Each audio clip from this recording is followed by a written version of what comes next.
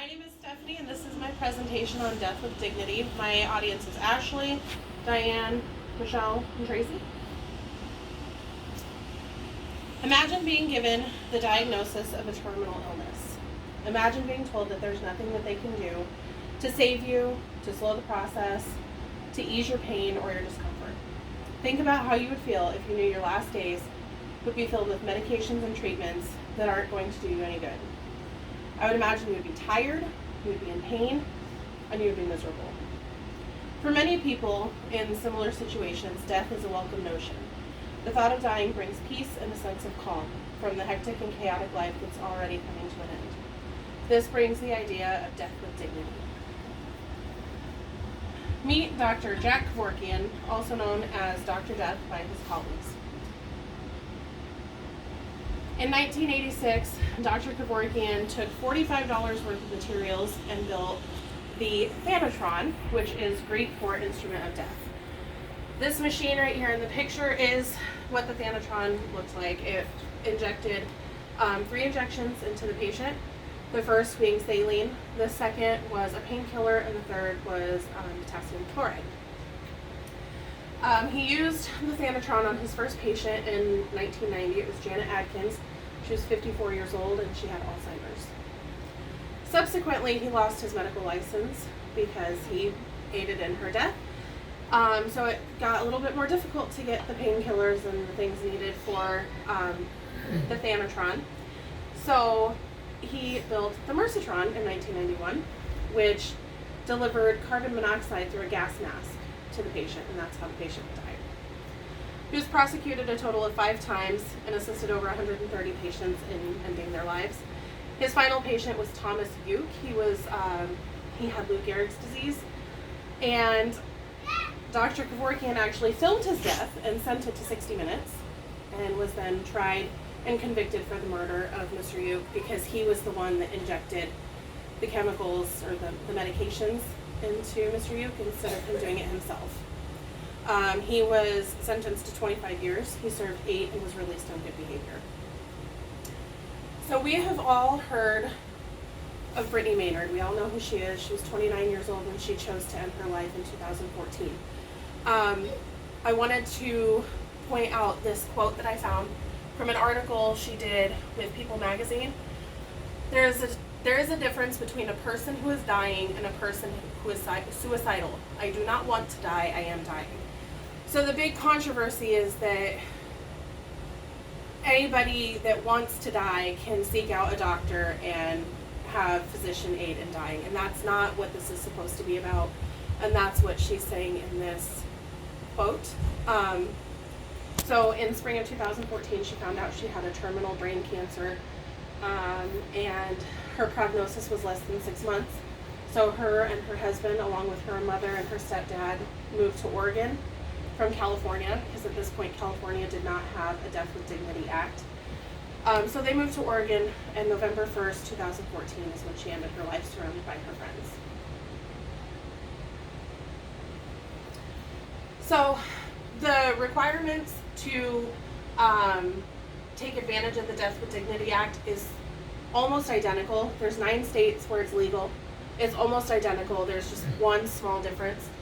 So in California, Colorado, DC, New Jersey, Vermont, and Washington, you have to be a resident of the state, which nothing ever said how long you had to live there. I'm guessing at least 30 days, because most bureaucratic things, it's 30 days. You had to be over the age of 18, mentally competent, terminal illness diagnosed by a doctor, prognosis of under 6 months, 2 oral requests to the same doctor at least 15 days apart, and 1 written request. In Hawaii and Maine, again, resident of the state, 18 or older, mentally competent, terminal illness, prognosis of 6 months, 2 oral requests to the same doctor, but it has to be 20 days apart with 1 written request. And then Oregon, they just apparently don't really care how far apart, so you could the next day ask again. But the point to putting the time in there is so that they can make sure that you fully understand what you're asking, what the consequences are. So in Oregon, resident of the state, 18 or older, lucid, terminal illness, prognosis of 6 months, 2 oral requests and 1 written request. Montana, I thought this was interesting. Montana does not have a statute for death with dignity, but they do have an end of life option. So there's no stipulations, there's no number of requests, there's no certain prognosis. You just have to be a resident of the state over the age of 18 with a terminal illness, and you can seek out end of life options. They've had several unsuccessful attempts at banning assisted dying, which I thought was kind of interesting. So this is a persuasive speech, and I haven't really given any persuasive information yet. I've just kind of given the background information. So these are the reasons why I think that all states should have death with dignity. The first being that it brings the end of pain and suffering to the patient. Most of us know people who have passed. I was with my grandma when she was really sick. She had stage 4 lung cancer, and I was one of her primary caregivers. I don't know that if death with dignity was around, if she would have used it, but I wish that she would have had the choice, because I watched the pain she went through and the suffering, and I wish that she would have had that choice. So reduced financial burden on the family. And everything that I read, it said don't bring up finances, because then you're saying that at some point their life is not worth the money, and that's not it. I have 4 kids, and I can't imagine leaving my kids with all of these expenses after I'm gone. If I don't have to, if I'm not going to get better anyways, why do there have to be all these expenses?